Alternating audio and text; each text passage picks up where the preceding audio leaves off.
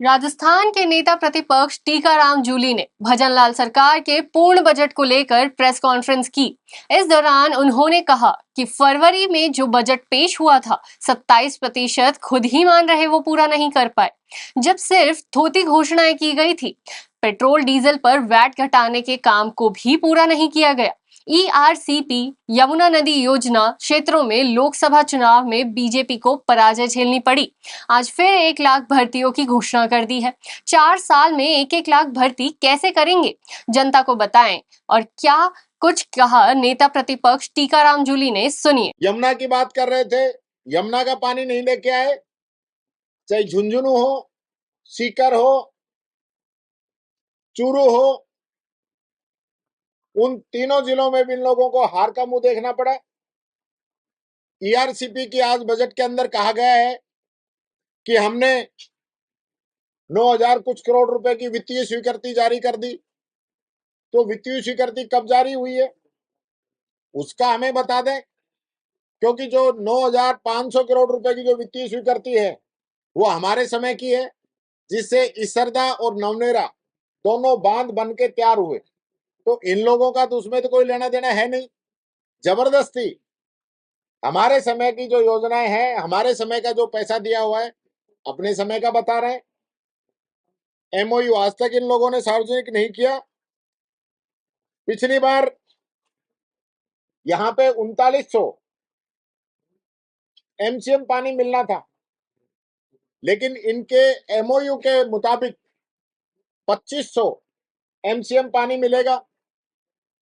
तब आप उद्योगों को कहां से पानी देंगे, किसान को कहां से पानी देंगे? इतने पानी के अंदर तो आपकी पेयजल की पूर्ति नहीं हो रही। बिजली के लिए बड़े बड़े दावे किए गए हैं। 2031-32 तक का रोड मैप बताया गया है। तो बिजली आज के समय में कितनी आ रही है? अब तो ट्रिपल इंजन की भी सरकार होगी इनकी, छत्तीसगढ़ से जहां से कोयला आ रहा है, और राजस्थान होगा और केंद्र सरकार होगी। आज गांवों के अंदर हालात क्या है? इंडस्ट्री को ये लोग बिजली नहीं दे पा रहे, किसान को ये बिजली नहीं दे पा रहे, आम पब्लिक को ये बिजली नहीं दे पा रहे, और बात कर रहे हैं 31-32 की। बजट का जो विजन रखा है 2047 का रखा है।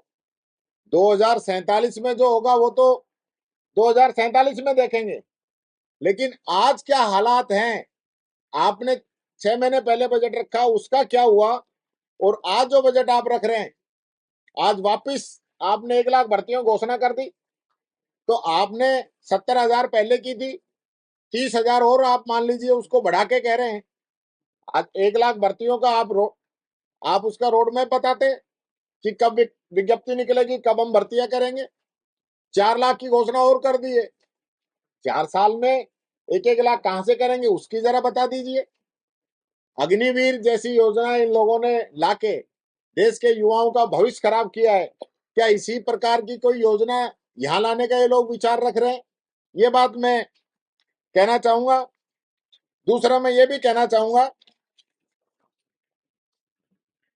कि जो हमारे समय में ये कह रहे हैं कि अर्थव्यवस्था को नुकसान पहुंचा, उसकी भी बात मैं करना चाहूंगा कि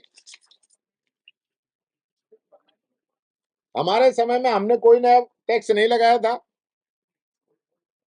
सरकार ने 23-24 का जो राजकोषीय घाटे का जो अनुमान था वो 62,772 करोड़ था, और इस सरकार में ये राजकोषीय घाटा बढ़कर 70,000 करोड़ रुपए तक पहुंच रहा है। ये इनकी आर्थिक नीतियां हैं। भारत सरकार का बजट आया नहीं है, ये बजट पहले लेके आ गए। इनकी अभी तैयारी नहीं है कि भारत सरकार क्या करेगी, हमें क्या करना है। कितनी ऐसी योजना है जिसमें भारत सरकार का सहयोग रहेगा, हिस्सा रहेगा।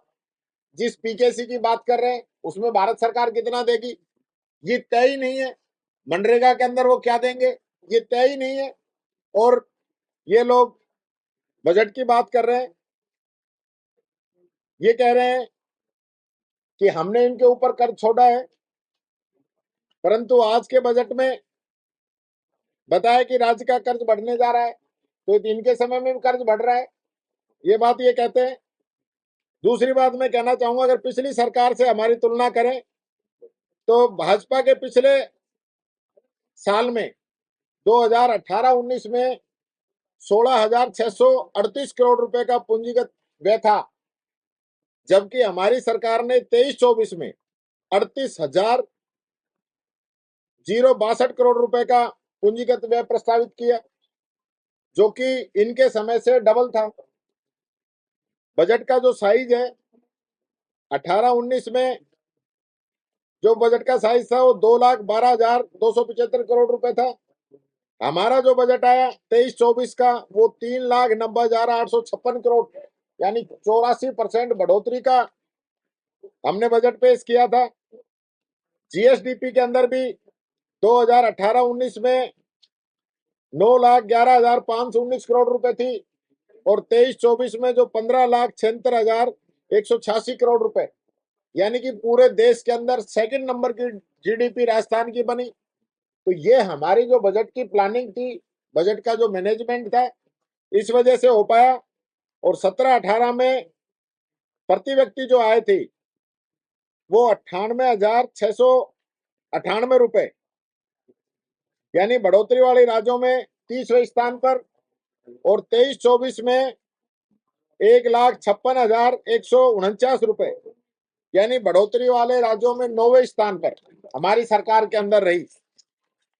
ये अंतर सरकारों का रहा।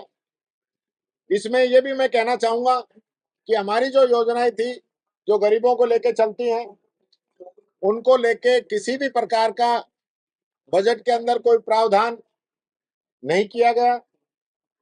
अन्नपूर्णा योजना, इंदिरा रसोई योजना और चिरंजीवी योजना, जो कि बहुत महत्वपूर्ण योजना है। मुझे खुशी है कि आज पत्रकारों को चिरंजीवी से निकाल के आरजीएचएस में कर दिया, पर चिरंजीवी का कहीं कोई जिक्र नहीं है। वो योजना जो 25 लाख का इलाज पूरे राजस्थान की जनता को दे रही थी, उस योजना को ये लोग बंद कर रहे हैं। चिरंजीवी योजना के अंदर 25 लाख का इलाज, 10 लाख रुपए का दुर्घटना बीमा प्लस ऑर्गन ट्रांसप्लांट अलग से, और पूरा राजस्थान कवर होता था। लगभग सभी हॉस्पिटल कवर होते थे। अब जो आयुष्मान भारत योजना आई है, 5 लाख का बीमा है, 71 लाख इस परिवार इसके बेनिफिशियरी हैं। कुछ चुनिंदा हॉस्पिटल इसके अंदर आते हैं। ये इतना बड़ा अंतर दोनों योजनाओं के अंदर है, तो ये इस बजट के अंदर कोई प्रावधान नहीं है। ओपीएस के ऊपर भी इन लोगों ने कोई स्पष्ट नहीं किया है कि ओपीएस को जारी रखेंगे या बंद रखेंगे। केंद्र की जो मंत्री हैं वो ओपीएस को बंद करना चाहती हैं, तो राजस्थान सरकार ओपीएस शुरू रखेगी या बंद रखेगी, ये मैं कहना चाहता हूं। साथ ही जो नए कनेक्शन दे रहे हैं उनको जो 100 यूनिट बिजली की छूट हम दे रहे हैं उसको ये देंगे या नहीं देंगे, क्योंकि हमारी सरकार के बाद में जितने भी नए कनेक्शन हो रहे हैं उनको ये लोग छूट नहीं दे रहे हैं। तो ये भी इन लोगों ने कहीं स्पष्ट नहीं किया है। ये बात मैं आप लोगों से कहना चाहूंगा। सही खाटू श्याम जी मंदिर की बात हो, हमारे समय का 32 करोड़ रुपए स्वीकृत है, वो काम चल रहा है। उसी को अब 100 करोड़ का बता के मैं समझता हूँ सरकार वाहवाही लेनी चाहती है। गोविंद देव जी के हमने 100 करोड़ रुपए मंजूर किए, उस काम को इन लोगों ने अभी रोक रखा है, उसको ये शुरू नहीं कराना चाहते हैं। कुल मिला के इन लोगों की मंशा राजस्थान के प्रति सही नहीं है। इनका जो विजन है वो राजस्थान कैसे तरक्की करेगा इसको लेके नहीं है, ये बात मैं कहना चाहूंगा।